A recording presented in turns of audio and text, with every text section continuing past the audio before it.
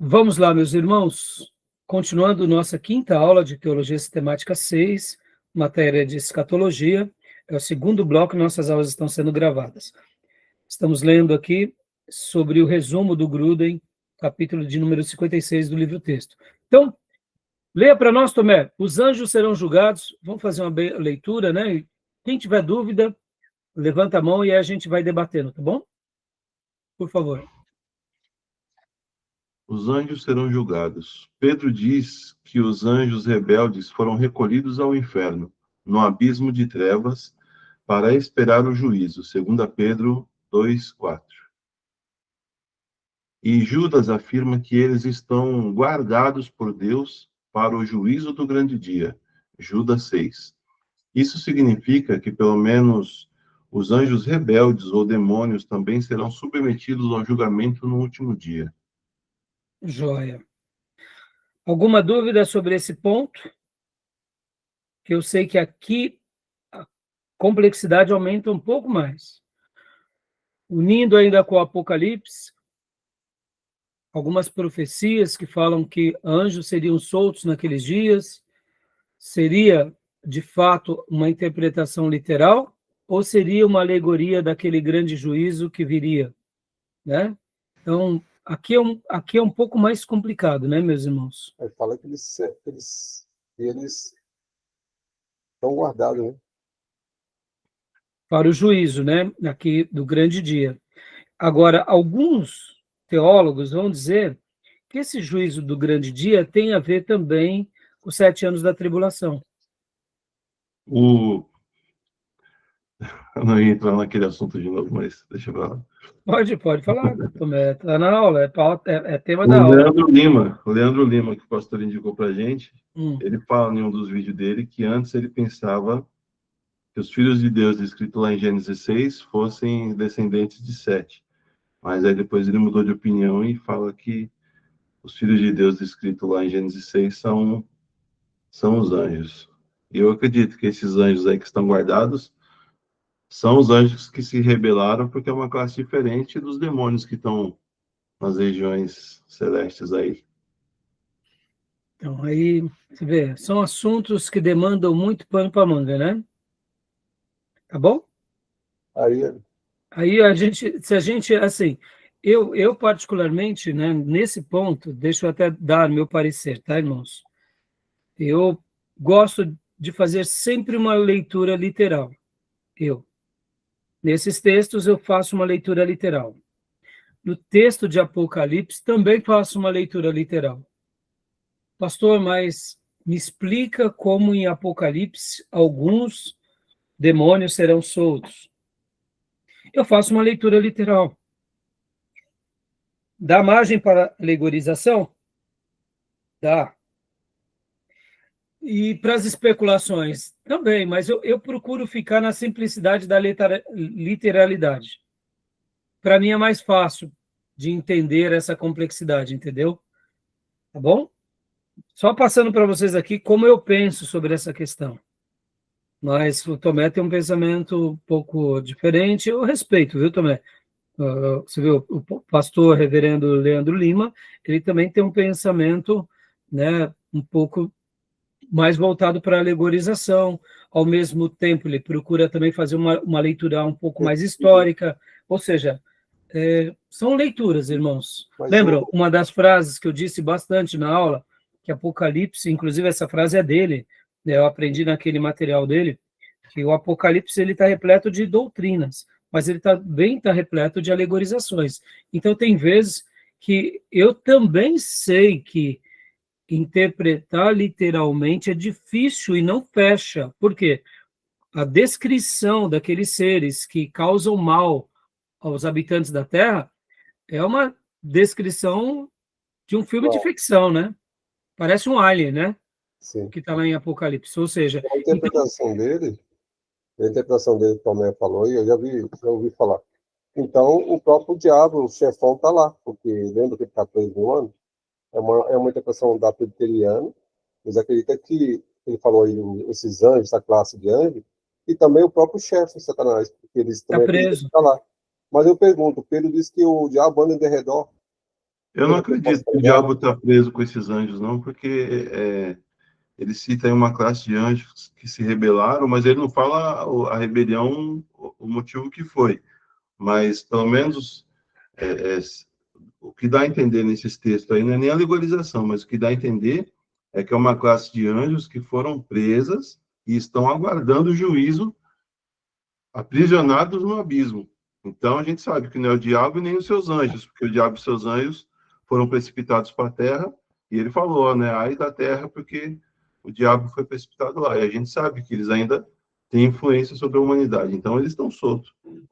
E o diabo só vai ser preso, para quem acredita, né, no início dos 1000 anos, do milênio. Mas a interpretação... Uma classe de anjos que eu acredito que são os filhos de Deus de Gênesis 6. Mas a interpretação presbiteriana, além que você falou que ele é presbiteriano, desses anjos, dessa classe, ele também acredita que o diabo está preso nesse... Está esperando. Então, é que nem eu falei para o pastor outro dia. Eu gosto muito, eu acho a doutrina presbiteriana muito boa. Só que é aquilo que o pastor afirmou, né? Nem tudo dá para a gente afirmar com certeza, porque muita coisa é alegorização. Por exemplo, eu já vi o Nicodemos pregando sobre o milênio, dizendo que o milênio é um milênio simbólico, que a gente já está vivendo esse milênio. Uhum. Não vai ser um milênio literal. E a Bíblia, não, de fato, não deixa claro isso. Então, é uma coisa assim que a gente tem que interpretar e... especulativo, eu acho. Por isso, assim, irmãos, Nada... até só fazendo uma breve citação da última aula, né, quando o Leandro Lima fala que quando Jesus morre na cruz, e aí ele realmente ali realiza todas as obras, que esse momento ele aprisiona o diabo, e que o diabo agora só vai ser solto, né, lá no final, e que agora é o poder do evangelho que está, né, como uma liberação de Deus para a igreja, para realmente impedir as obras do diabo e as obras das trevas e a expansão do reino. Tem muito sentido? Tem, porque quando a gente entende o poder da igreja... Hã? Os textos que falam contrário, Efésios 4... Então é como se a ideia que o reverendo Leandro Lima quer trazer, Júnior, é assim, quem está na desobediência está sob a influência do diabo, mas agora aquele demônio que dominava o mundo todo já não domina mais, porque agora tem uma resposta. Quem é a resposta? É Jesus e é o Evangelho. Então seria mais ou menos o seguinte: Jesus conseguiu vencê-lo, mas agora essas vidas precisam ser libertas do poder das trevas. Então, assim, não queria entrar agora no tema para a gente não desfocar muito. Mas vamos pensar um pouco. E os feiticeiros aí? Não. Que faz todo que eles estão... Vamos pensar assim, Júnior. Agora, não estou defendendo nem A nem B agora. Sim. Eu também tenho um pensamento diferente, mas assim, estou só cogitando como na última aula. Eu estou fazendo um contraponto, né? Os contrapontos, né? É como se, por exemplo, vamos imaginar aqui, que aqui é o reino de Deus, e aí a obediência, e aqui é o reino do mal, e a desobediência e o pecado. Então, o diabo ele já foi vencido, porque antigamente era como se ele dominasse tudo isso, vamos dizer assim, e ele só não mexia em Israel, só em Israel. Mas com a cruz e com Jesus, o império das trevas foi literalmente vencido. E agora tem Jesus com todo o seu poder, que agora ele reina sobre tudo. Então ele vai, por meio da igreja, por meio do evangelho, a gente vai saqueando e vai conquistando essas áreas, e aí onde entra o poder do evangelho, né, sobre o mal. Seria mais ou menos essa ideia, entendeu? Irmãos, por isso que, assim, é um assunto muito vasto. Eu acredito, para a gente fechar aqui esse ponto, né, já a gente vai voltar. A gente vai trabalhar já sobre angiologia, por isso que eu não queria debater muito aqui, porque eu quero dedicar também uma aula sobre o falso profeta, a besta, o anticristo, esses demônios que se levantarão contra os habitantes da terra. Percebam, irmãos, mesmo que Apocalipse tenha muita alegorização, é aí onde eu digo para vocês que eu gosto de aprender com todo mundo. Há algumas passagens do Apocalipse que diz que as pessoas desejarão a morte lhes será tirada. dando uma ideia de sentença, ou seja, um acerto de contas com o planeta durante um período. E que aqueles que seguem ao Evangelho, o mal não vai atuar sobre eles, porque eles são selados. Então percebam que, ao mesmo tempo que tem muita alegorização, tem também, na minha opinião, muita literalização. Nunca na história da humanidade aconteceu algo dessa forma. Pelo menos a gente não vê nesses 2000 anos. Então, a ideia que dá é que parece que vai ser aquilo que Jesus disse, um período de tempos em que será curto, porque se não fosse curto, nem os eleitos suportariam, disse Jesus. Então, perceba que as profecias, elas apontam para um acerto de contas. Vai ser lá no final do milênio? Vai ser na tribulação? Aí já é outra questão. Mas a impressão que dá, segundo as profecias, eu particularmente, irmão, já disse, fui treinado numa escola pré-tribulacionista, pré-milenista. Então, assim, eu ainda pendo para essa linha. É normal, é a minha leitura, foi a minha escola, mas eu estou aprendendo com todos e podem ver que eu, mesmo nos meus dias de seminário, eu sempre fiz muitos apontamentos, muitos questionamentos e eu sempre fui assim com tudo, quanto mais com as questões dos finais dos tempos. Então, a gente vai depois trabalhar sobre a besta, o falso profeta, o anticristo, né? Esses seres, entendeu? Mas, assim, eu olho tudo isso com muita literalidade, tá bom? Também. E pouca alegorização. Mas eu não desprezo a alegorização, até porque as descrições do Apocalipse lá são de ficção de Steven Spielberg, né? Que sai da Terra, né? Fere, é uma coisa... Não dá para entender aquilo lá. Admitamos, irmãos. E como que vai ser? Por isso que eu gosto de dizer, irmãos, quando chegar a gente vai saber. Até lá, a gente especula. E essa especulação honesta, ela é boa. O ruim é quando a gente faz afirmações em nome de Deus. É isso que eu acho que eu estou dando uma contribuição para vocês, tá bom? Tudo bem? Perceba, é uma leitura simples do resumo, né, irmãos? E aí vai, é assim mesmo. É isso que é aula, né? 2:11. Diga, Júnior. 2 Coríntios 2:11, Paulo fala que não devemos ignorar os seus ardis. Sim. Júnior, e outra, eu também eu sou muito influenciado, sabe o quê? John Bunyan, Peregrino, Apolion, Júnior, entendeu? Os mensageiros de Apolion. Para mim, isso é tudo muito real. Outra, eu tenho uma história avivada. A realidade da batalha contra o mal é muito real. Então, para mim, isso tudo, eu ouço os nossos irmãos tradicionais, aprendo com eles, amo a teologia deles, mas também, para mim, o embate no mundo espiritual é muito grande. Então, assim, né? Tá bom? Beleza? Então, vamos prosseguir aqui, senão a gente vai acabar ali com o resumo. Né? Vamos lá, Tomé, continua.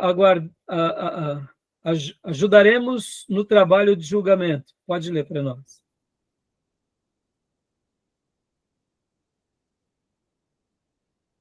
Está bloqueado, Tomé.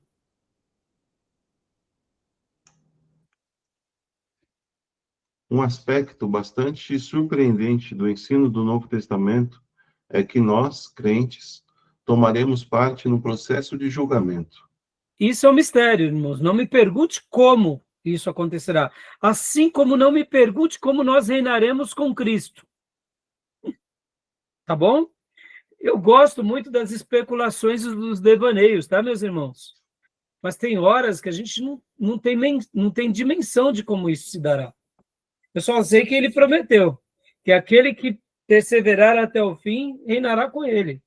E o que será isso? Eu acredito nisso, mas eu não tenho noção de como vai se dar isso, tá bom? Então, continuando, Tomé, por gentileza, né?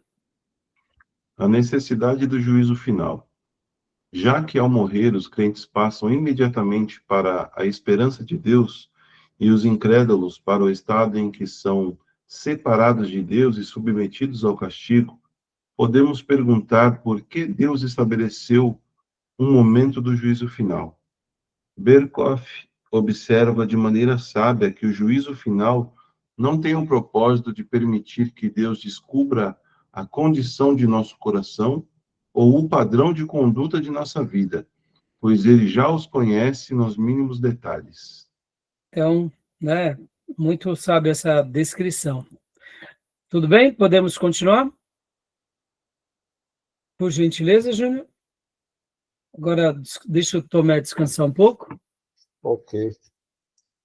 Só sobre aquela questão do anjo lá, que não guardou a sua... e teve relação com mulher, me parece um pouco mitológica, a mitologia grega, né? Eu também eu não acredito na literalidade lá. E assim, para mim, ali, como eu já mencionei, respeito quem pensa de outra forma, mas, na minha opinião, ali eu vejo que são seres humanos. Exato, ser humano. Mas, vamos lá. Beleza.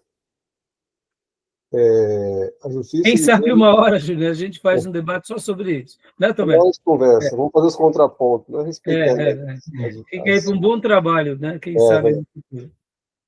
A justiça de Deus no juízo final. A Escritura afirma de modo claro que Deus será inteiramente justo e ninguém será capaz de reclamar contra ele naquele dia. Deus é aquele que, sem acepção de pessoas, julga segundo as obras de cada um. 1 Pedro 1,17. E para ele não há acepção de pessoas. Romanos 2,11. Compare com Colossenses 3,25. Por essa razão, no último dia, toda a boca se calará e todo mundo será culpado perante Deus. Romanos 3,19. Sem que ninguém seja capaz de reclamar que Deus o tratou de maneira injusta. Dando aquela ideia, né, Beatriz, da soberania de Deus, do caráter reto de Deus, e aí é onde a gente se apequena, né? Continuando, pode ler para nós, Júlia? Aplicação moral do juízo, né? Aplicação moral do juízo final. A doutrina do juízo final exerce várias influências morais positivas sobre a nossa vida. Primeiro, a doutrina do juízo final satisfaz nosso senso interior e necessidade de justiça no mundo. A gente falou antes, né? Isso.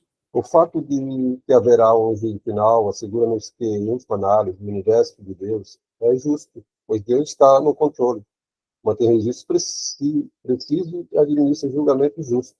Quando Paulo diz a escravos que seja submisso a seus senhores, assegura-lhes, pois aquele que faz injustiça receberá em troco a injustiça feita. E nisso não há acepção de pessoas. Semeadura, né? Colossenses 3:25.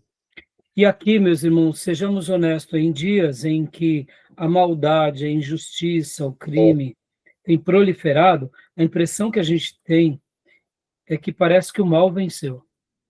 E essa ideia do mal que vence, ela é terrível para uma sociedade, porque a gente perde a esperança, a gente vai para a desesperança e a gente também se enfia na maldade. Podem ver que em países onde a influência cristã e os ensinos cristãos não prevaleceram, as pessoas perderam esse senso, né? Ou mesmo em civilizações que aparentemente eram cristãs, mas se renderam para o mal.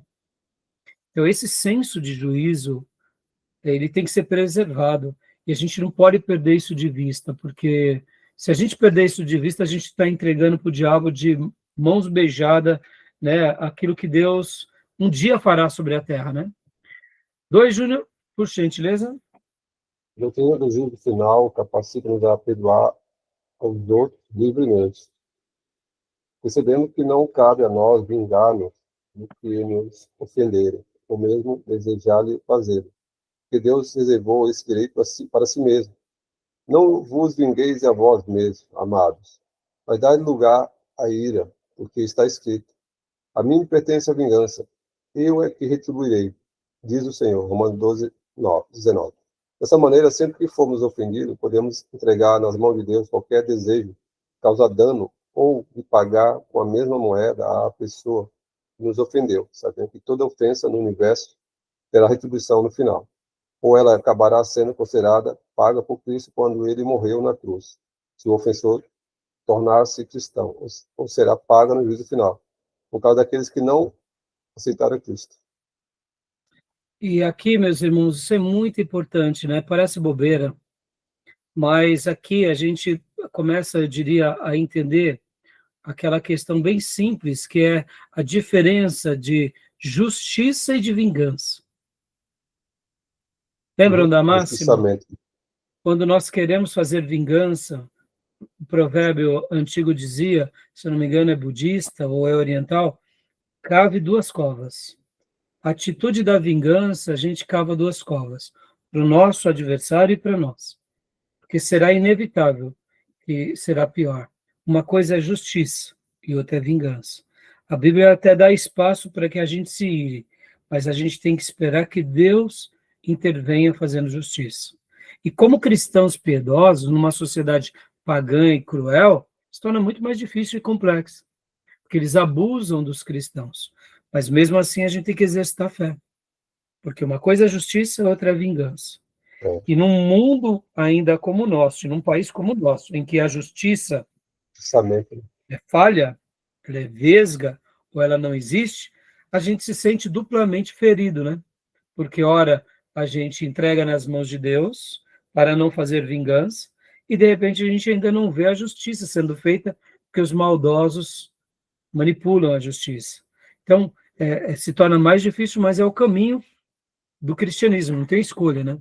Eu sei que isso pode parecer simplismo, mas é a vida de renúncia, né? Leia para nós, Beatriz, agora. A doutrina do juízo final capacita... Não, a gente já viu. A doutrina do juízo final constitui um motivo para uma vida justa. Para os cristãos, o juízo final é um incentivo para a fidelidade e boas obras, não como meio de conseguir o perdão dos pecados, mas como meio de alcançar maior galardão eterno. Este é um motivo saudável e bom para nós. Jesus nos diz: ajuntai para vós outros tesouros no céu. Mateus 6:20. Embora isso vá contra o pensamento popular de nossa cultura secular, cultura que não acredita realmente no céu nem em recompensas eternas. E aqui deixa eu fazer só um adendo rápido, viu, meus irmãos? Eu fui um católico praticante, tá? O católico praticante, ele pratica muito boas obras, viu? E eu vou dizer para vocês que, com vergonha, eu admito que os crentes são muito egoístas. Eles não têm olhos para o outro, porque eles já se gabam serem salvos. E muitas vezes não desenvolvem esse lado de ter compaixão. Eu sei que o católico, me entenda, tá? Ele muitas vezes faz as boas obras, meio que influenciado pelo Espiritismo, para ser salvo. Mas eu digo, sem medo de errar, que muitos católicos, eles tentam replicar aquele modelo da bondade, porque Jesus foi bondoso, do bom samaritano, de atender a prostituta Maria Madalena, de não atirar pedras. E assim, irmãos, eu, como pastor, digo, o povo de Deus peca muito nisso, viu? Muitas vezes não tem olhos para quem sofre, não tem compaixão. Não devemos fazer obras para serem salvos, mas precisamos fazer obras, porque as obras provam que somos salvos. É importante. Nós não fazemos obras para sermos salvos, mas nós só iremos para o céu, de fato, porque fazemos boas obras. Não por causa das obras, mas porque quem faz obras testemunha que foi transformado. Então pense sobre isso, viu? Isso é importante. Daí eu estou dizendo aqui, fiz aqui esse apontamento do catolicismo, porque, não sei se você veio de uma família católica, mas o católico, na sua essência, ele procura ser bondoso. Podem ver as santas marcelinas aí, as freiras, os gestos, né? Podem ver, na história do cristianismo, nós temos 2 figuras que são brilhantes. Quem é? Francisco de Assis e Madre Teresa de Calcutá. A gente pode falar o que for do catolicismo, mas eles deram o que é uma demonstração de doação. E o cristão piedoso, ele sempre vai ser doador. Ele não é egoísta. Podem ver que esse cristianismo envesado de materialismo que nos acabou, né? Ora o humanismo e agora esse capitalismo doentio no meio cristão, dessa teologia da prosperidade maligna. Isso também atrapalhou mais, né? Pode ver, as pessoas querem ficar ricas para se deleitar, com as suas benéficas, não para fazer obras, né? E não para expandir o reino. Então, pensem sobre isso, tá bom, meus irmãos? Então, essa vida justa, bondosa, faz parte. Lembram que o fruto do Espírito, lá em Gálatas, é amor, é paz, bondade, benignidade, ou seja, bondade e benignidade são lados como o nosso irmão Robes ensina. Tem o lado da bondade e da benignidade. Quais são as diferenças? Em uma é a bondade passiva e outra é a bondade ativa. Como assim? O mundo me vem com maldade e eu respondo positivamente. Eu estou reagindo passivamente. E na outra, que é ativa, eu procuro meios para provocar atos bons. Ou seja, eu provoco situações. Eu não espero passivamente algo acontecer sobre mim para que eu reaja. Eu provoco. Então, esse lado é muito interessante. E ser cheio do Espírito Santo tem a ver com esse lado da bondade e da benignidade, tá bom? Porque isso faz parte de uma pessoa cheia do Espírito Santo. Pode ver, a teologia da prosperidade só pensa nos presentinhos, né? Então, continuando aqui. 4, pode continuar para nós. Bia, por gentileza, a doutrina do juízo final constitui. Grande motivação para a salvação. As decisões tomadas por pessoas nessa vida afetarão seu destino por toda a eternidade. E é justo que nosso coração sinta e nossa boca ecoe a emoção com que Deus lança o apelo por intermédio de Ezequiel. Convertei-vos de vossos maus caminhos. Porque a vez de morrer, ó casa de Israel, Ezequiel 33:11. Na verdade, Pedro indica que a demora na volta do Senhor deve-se ao fato de que Deus está sendo paciente conosco, não querendo que nenhum se perca, que nenhum pereça, senão que todos cheguem ao arrependimento, segundo Pedro 3:9. Joia, né? Essa questão da evangelização é primordial. Nós só existimos e nós estamos sendo treinados aqui para isso, para alcançar esses corações.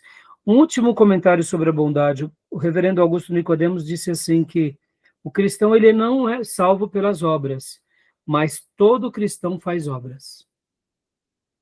Se é um verdadeiro cristão. E eu concordo com Nicodemos, tá bom, meus irmãos? E aqui, sem fazer medida, tá, meus irmãos? Porque a gente começa a ter aquela régua, né? Aquela cama de Procusto, de medir, né? Eu faço, o fulano faz menos. Cada um vai fazer, o importante é fazer. A gente não tem que fazer essas cobranças, né? Que aí a gente acaba caindo um pouco no legalismo. Bom, sobre o inferno, né? Leia para nós, Diego, agora o inferno.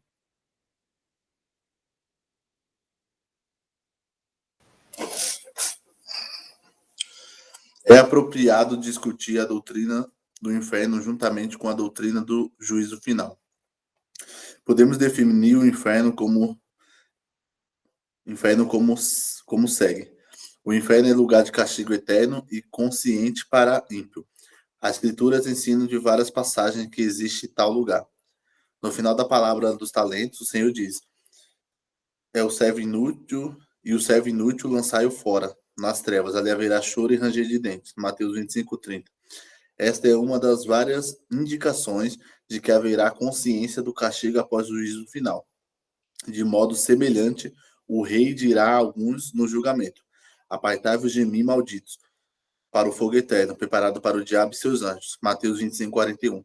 Jesus diz que essas pessoas, assim condenadas, irão para o castigo eterno, porém, o justo para a vida eterna. Mateus 25:46. Nesse texto, o paralelo entre vida eterna e castigo.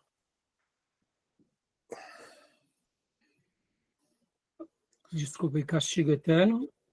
Após o juízo final. De modo semelhante, o rei dirá a alguns no julgamento: apartai-vos de mim, malditos, para o fogo eterno, preparado para o diabo e seus anjos. Mateus 25:41. Jesus diz que essas pessoas, assim condenadas, irão para o castigo eterno, porém, o justo para a vida eterna. Mateus 25:46. Nesse texto, o paralelo entre vida eterna e castigo eterno indica que ambos os estados não terão fim. Bom, já falamos sobre isso, nenhuma dúvida, né, meus irmãos? Tranquilo, né? Mais algum comentário? Não? Alguma dúvida? Pergunta? Pastor Noé, um comentário que no livro do Hobbes, ele chega a falar que essa questão da consciência, né? No inferno as pessoas vão ter consciência daquilo que elas fizeram e da vida aqui, né? Na Terra, mas aqueles que estiverem com Deus não vão lembrar de nada. Então, aí boa lembrança do Hobbes. Vamos lá, meus irmãos. Será que nós não lembraremos? Ou será que a nossa consciência não será fadada às dores e os pesares dessa vida? Porque lembram que o texto bíblico fala, Diego, eu só vou bloquear aqui seu microfone, tá? Que está dando joia.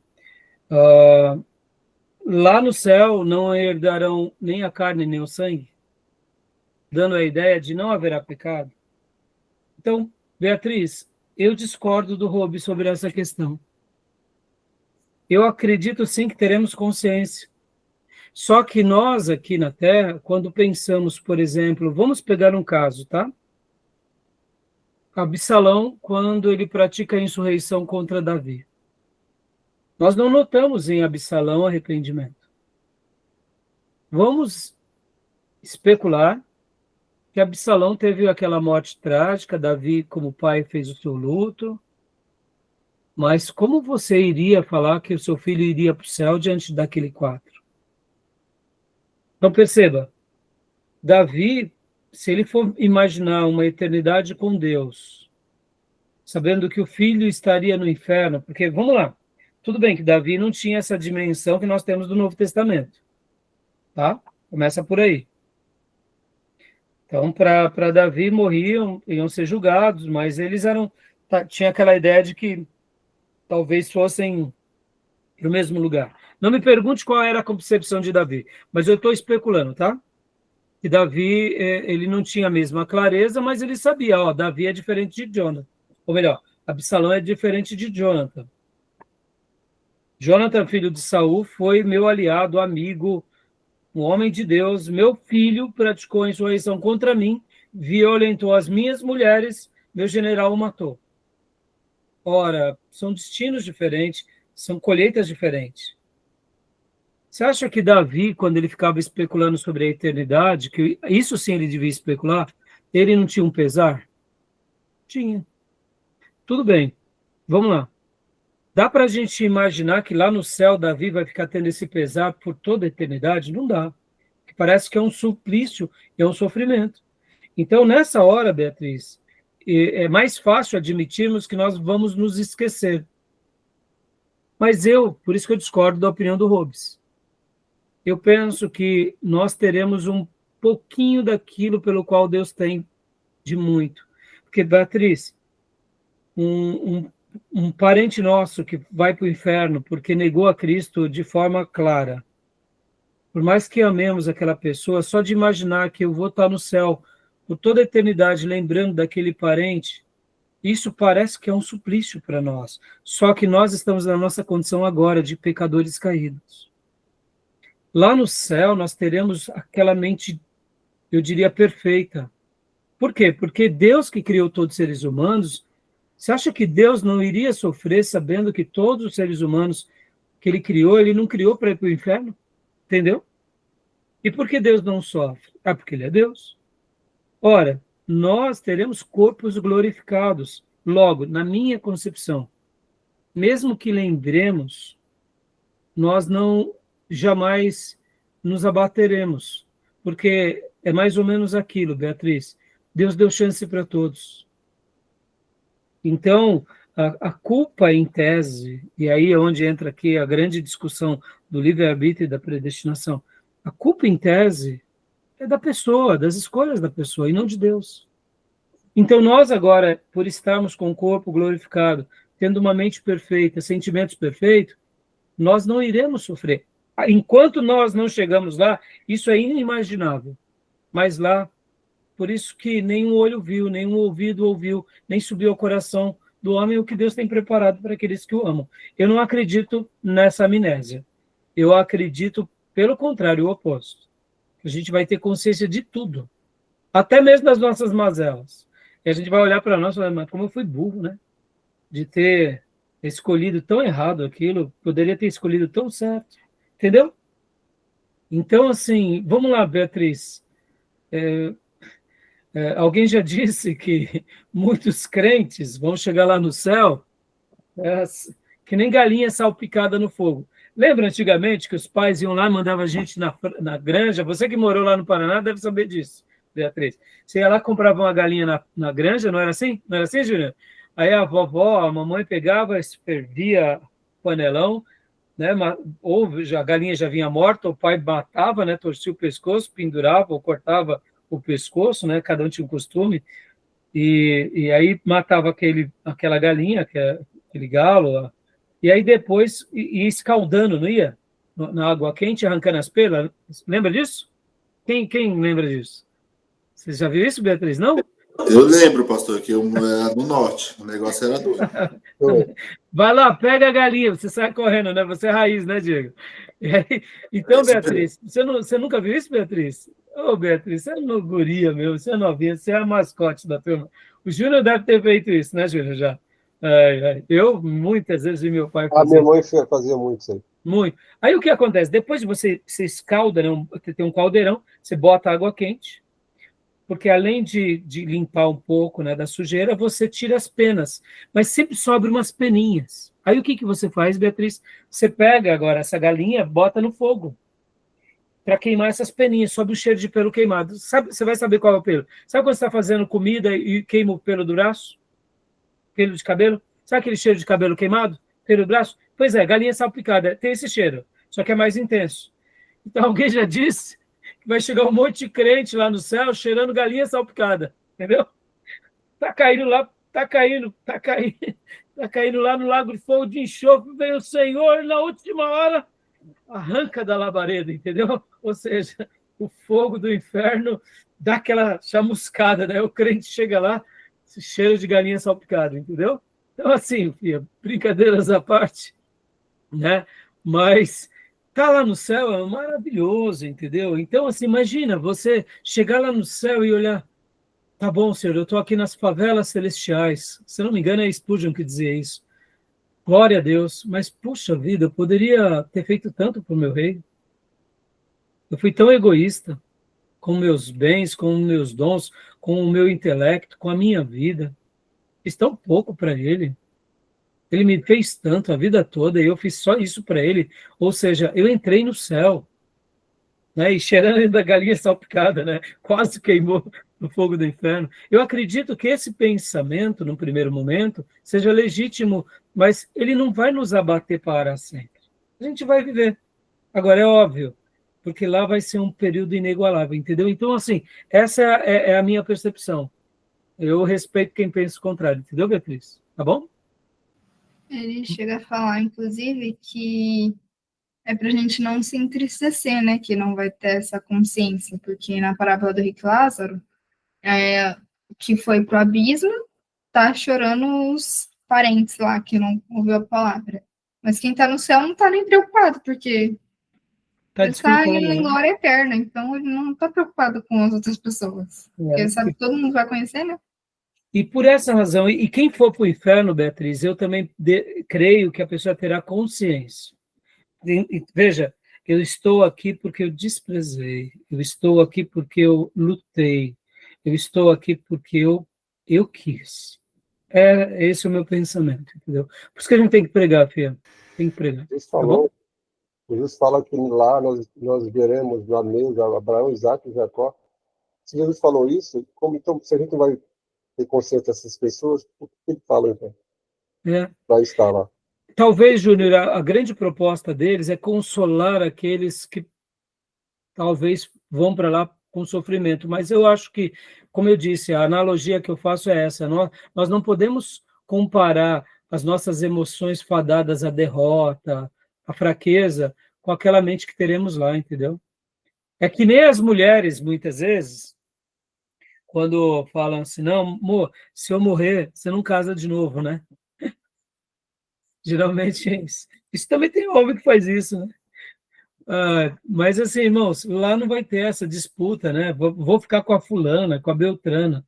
É o que o Senhor disse, a gente vai chegar lá, nós seremos como os anjos nos céus, né? Ou seja, assexuado, não terá, seremos uma grande família de características diferentes, porque anjos é uma coisa, seres humanos são outras, mas não vai ter mais essa questão assim relacional no sentido, né, talvez que, né, eu vou ficar mais ali com a, né, com a ex. Não, longe disso, não tem isso. É perfeito, todo mundo perfeito, né? Isso é coisa nossa, ciúme é coisa dessa terra, né? Tá bom? Então, Pia, novo céu e nova terra, para a gente terminar. Novo céu e nova terra. Viveremos eternamente com Deus no novo céu e na nova terra. Após o juízo final, os crentes entrarão para sempre no pleno gozo da vida na presença de Deus. Jesus nos dirá: Vinde bendito de meu Pai. Entrai na posse do reino que vos está preparado desde a fundação do mundo. Mateus 26:34. Entraremos em um reino onde nunca mais haverá qualquer maldição. Nela, no Novo Jerusalém, estará o trono de Deus e do Cordeiro. Seus servos o servirão. Apocalipse 22:3. Aleluia. É uma nova vida. O que é o céu? Pode ler, filha. Opa. O que é o céu? Na era presente, o lugar em que Deus habita é frequentemente chamado de céu nas Escrituras. O Senhor diz: O céu é o meu trono, em Isaías 66:1. E Jesus nos ensina a orar: Pai nosso que estás no céu. Mateus 6:9. Jesus agora, depois de ir para o céu, está à destra de Deus. 1 Pedro 3:22. De fato, o céu pode ser definido da seguinte maneira: o céu é o lugar em que Deus torna conhecida da forma mais completa a sua presença para abençoar. Glória a Deus, né? Agora aqui, meus irmãos, só fazendo um breve comentário, né? O apóstolo Paulo fala sobre 3 tipos de céu. Quando ele fala que foi elevado, quando ele se viu, né? Ele está falando sobre ele na terceira pessoa. E que ele conhece alguém, mas depois ele acaba revelando que é ele próprio, que foi até o terceiro céu. Nós entendemos que o primeiro céu é esse que os olhos contemplam, né? Que é esse espaço que nós enxergamos entre a terra e as nuvens. O segundo céu nós entendemos que seria o universo, essa questão, essa percepção das galáxias, das estrelas. E o terceiro céu nós entendemos que seria esse lado espiritual, que os olhos não viram. Lembro que em uma das minhas aulas eu falei sobre as minhas utopias? Eu disse que um dia eu particularmente acredito que Deus permitirá que o ser humano conheça mistérios da espiritualidade, assim como Deus permitiu conhecermos mistérios da vida por meio da ciência, por meio da medicina. Então, eu acredito que um dia, quem sabe, Deus nos conceda o privilégio de desvendar também esse lado mais espirituoso, assim como um dia o ser humano conseguiu fazer tantas proezas nessa terra, e graças a Deus por isso, eu acredito que um dia essas percepções espirituais vão ser mais aguçadas, vão ser mais notórias, né? E aí, meus irmãos, deixa eu até dizer uma coisa para vocês, agora que eu vou, de novo, eu vou para as minhas utopias. Todo mundo que creu nas Escrituras e por elas viveu, acabaram antecipando as descobertas tecnológicas e científicas. Deixa eu dar um exemplo para vocês aqui. O fato de crermos em Deus é enxergarmos no além, é ver no metafísico, é ver onde não é palpável. Ora, quem tem essa percepção acaba sendo até protagonista na história, no que se diz respeito às descobertas científicas e tecnológicas. E onde eu vou filosofar aqui? Lembram que a Bíblia vai falar que Filipe ele é arrebatado de um lugar para o outro? No Novo Testamento? Eu creio muito na literalidade dos textos, meus irmãos. Eu creio tanto nisso, que é possível uma pessoa sair de um lugar para outro. Pastor Raio, o senhor está viajando. Meus irmãos, eu acredito tanto que quanto mais perto chegarmos do fim, que eu deduzo que vai ter um acerto de contas no mundo, maiores serão os milagres. como eu já mencionei em outras aulas. A gente vai estar lá no nosso culto e, de repente, a água do bebedor vai começar a jorrar vinho. É a coisa do tipo, assim, para o Senhor marcando a história, fazendo coisas como foram também nos dias dos profetas. Lembra que quando Eliseu ora, dizendo para o seu moço, Senhor, abra os olhos dele e ele vê os anjos? Eu creio que nós veremos esses momentos chegarem. Eu acredito, eu particularmente. Como tudo isso se dará, eu não sei. Mas voltando a falar sobre a questão do arrebatamento. O que é o arrebatamento, senão uma transladação? Lembra que quando Jesus entra na casa onde os apóstolos estão trancafiados, ele passa pelas paredes? Como pode um corpo glorificado passar pelas paredes? Pode, meus irmãos. Poder de Deus. Como pode um corpo ser elevado aos céus e flutuar? Um corpo glorificado. Como pôde, por exemplo, Elias ser arrebatado ou Enoque ser arrebatado? É a intervenção de Deus na história. Nós não entendemos, e todas essas intervenções de Deus na história nós chamamos de milagre. Mas eu acredito muito nessas possibilidades de que um dia, quem sabe, Deus nos permita conhecer os segredos da espiritualidade. Então, tirando esse lado, voltando para a transladação, será que o reino que um dia desfrutaremos com Cristo, né, na vida a por vir, será que também o ser humano não vai começar a desbravar outros planetas, quem sabe com a descoberta da transladação? Não sei, meus irmãos. O que é um sinal, senão, né, por exemplo, uma coisa que, né, sai de um lugar e vai para o outro? Perceba, o que é o arrebatamento, senão a desmaterialização de um corpo e a materialização em outro lugar? Explica tudo isso. Hoje, para nós, isso é milagre. Mas eu fico, assim, particularmente, me permita, tá? São os meus devaneios, tá, irmãos? Eu acredito tanto nas Escrituras que uma hora pode ser real isso. Deus pode fazer coisas assim.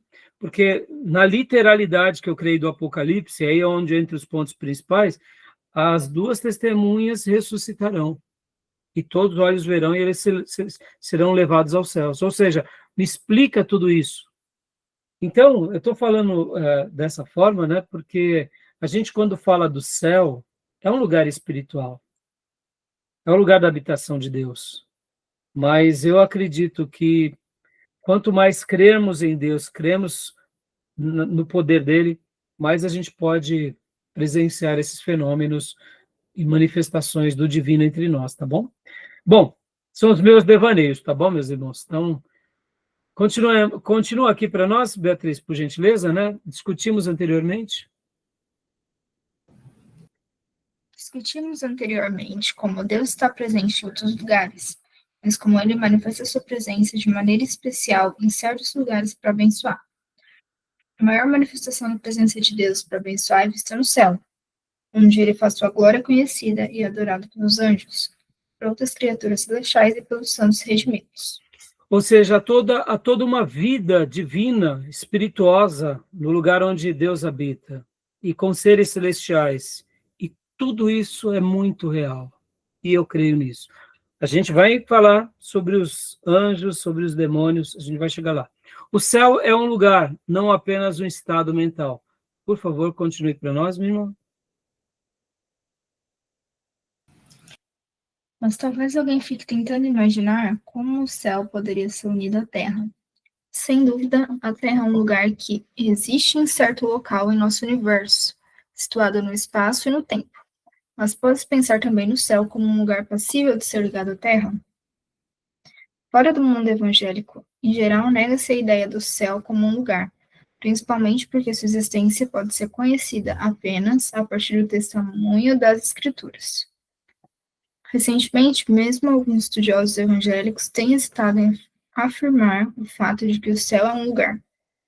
Será que o fato de sabermos do céu apenas pela Bíblia e não podermos dar nova prova empírica dele deve ser razão para não acreditar que o céu é um lugar real?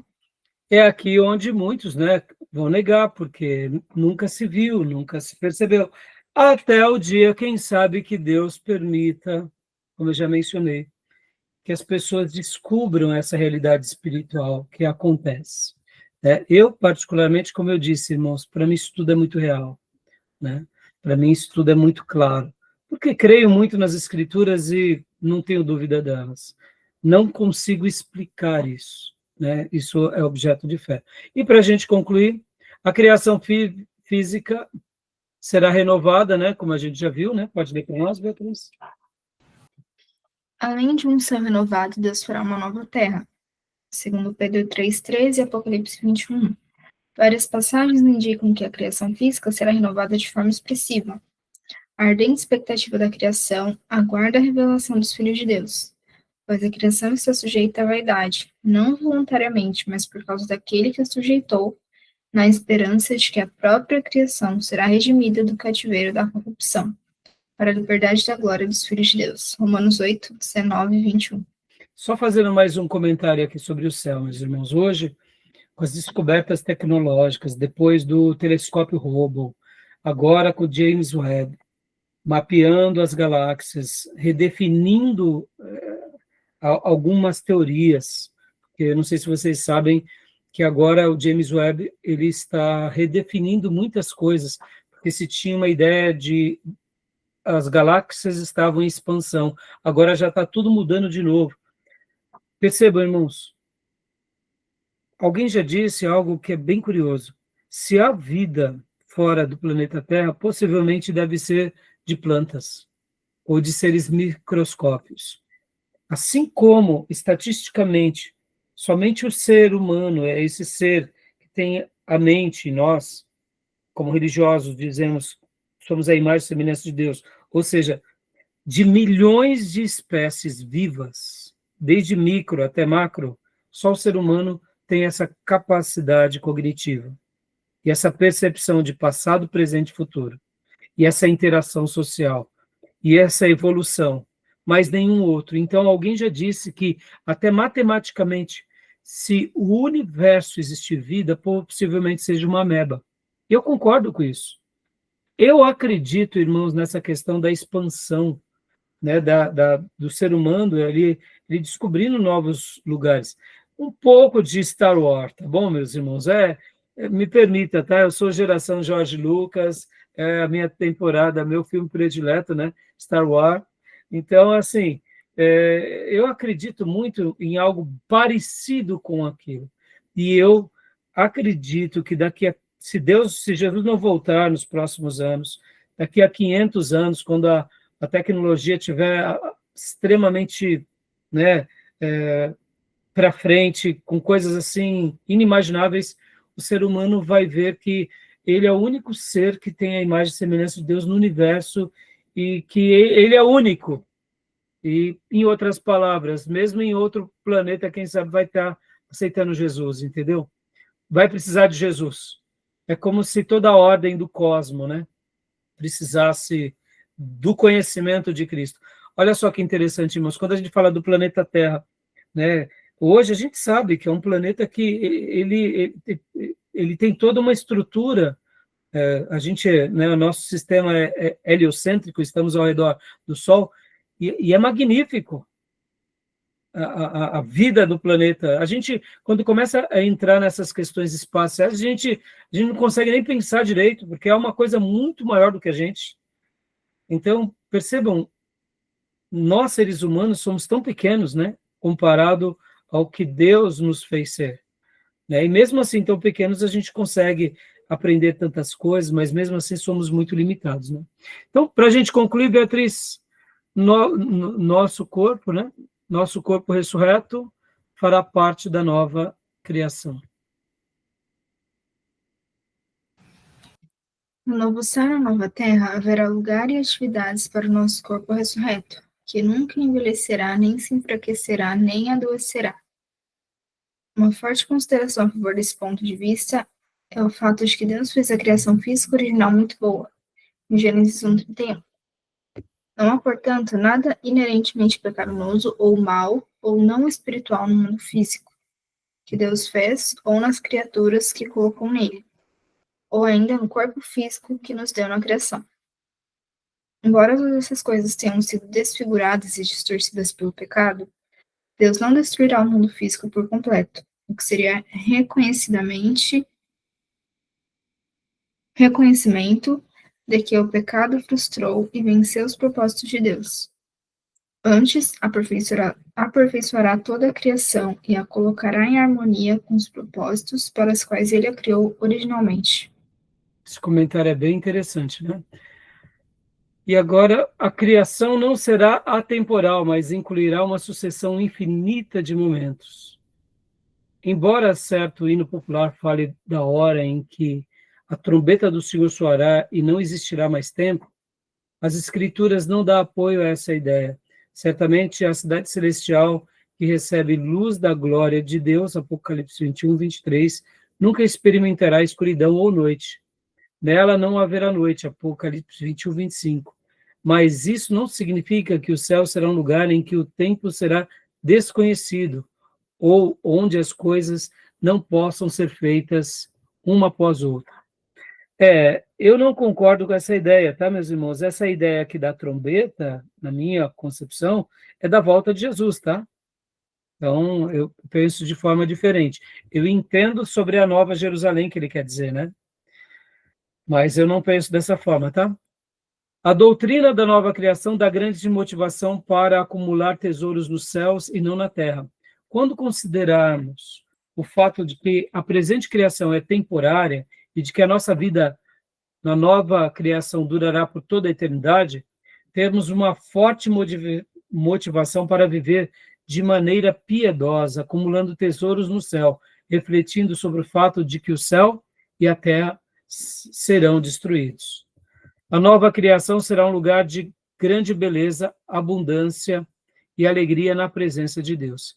Em meio a todas as perguntas que fazemos naturalmente a respeito do novo céu e da nova terra, não devemos perder de vista o fato de que as Escrituras retratam de maneira coerente essa nova criação com um lugar de grande beleza e alegria. Na descrição do céu em Apocalipse 21 e 22, esse tema é afirmado repetidas vezes. É a cidade santa, 21, 2.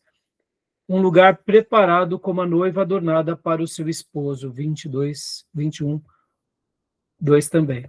Tá bom, meus irmãos? Alguma pergunta desse restante aqui? Alguma pergunta? Podemos encerrar aqui? Pastor Rai, na parte que o Hobbes fala sobre que é possível que tenha 7 céus, isso é bíblico? 7 céus. Isso. Então, filha, ele sustenta, agora eu confesso que eu não me recordo, depois você pode mandar para mim, tá? Mas, se eu não me engano, ele faz ali uma citação com vários tipos de... vamos pegar aqui, filha, é como se falássemos que Deus tem 7 espíritos. Uhum. Aí a gente começa a pegar, por exemplo, Isaías 11 e falar que um é dessa forma, outro é daquela forma, e aí a gente fragmenta. A ideia, se salvo engano, ele está dizendo, é 7 no sentido de perfeição, não 7 formas. Uhum. Salvo engano, filha. Depois você me manda, porque agora eu não estou lembrado, tá bom? Sim, é porque ele não desenvolve muito. Ele cita, mas depois ele acaba indo para a parte dos 3 céus. Então eu fiquei tipo assim, por que ele citou 7 céus? Depois ele vai desenvolver só 3. Então, muitas vezes, sabe, filha, esse é o problema de ser uma síntese, né? A obra dele é uma síntese de uma introdução. Percebam que a obra do Hobbes foi fruto de aulas, em cultos de oração. E ali depois ele faz essa obra, se escreve esse livro, que para mim é um dos melhores nessa síntese. Por outro lado, ele não discorre muito, né? Quando nós pegamos, por exemplo, né, o Erickson, pode ver que o Erickson, meus irmãos, é a introdução à teologia sistemática. Nosso próprio Hobbes aqui, se a gente for considerar, ele não é uma introdução, mas quando a gente pensa, né, teologia sistemática, seriam mais volumes, mais debates, né? Então, eu quero acreditar que ele só fez uma citação dos céus que a Bíblia apresenta, mas ele não explicou, entendeu? Dando essa ideia da pluralidade, da grandeza de Deus nos céus. Não que existam 7 céus, uma coisa é certa, filha, é lá que você vai estar aí, tá bom? Amém. Né? Tá bom, meus irmãos? Meus irmãos, agora a gente vai para o capítulo de número... vamos fazer bem rapidinho o último bloco, tá? Quem precisar sair, fique à vontade, a gente vai fechar essa aula e vamos mais alguns minutos e a gente vai rapidamente entrar no assunto. Eu gostaria hoje de ter falado, né, sobre todos esses capítulos, mas a aula é viva e os debates acabam fluindo, né? Tá bom? Podemos parar? Mais alguém tem alguma pergunta, alguma dúvida? Não? Então vou parar aqui a gravação e a gente volta para o último bloco, tá bom?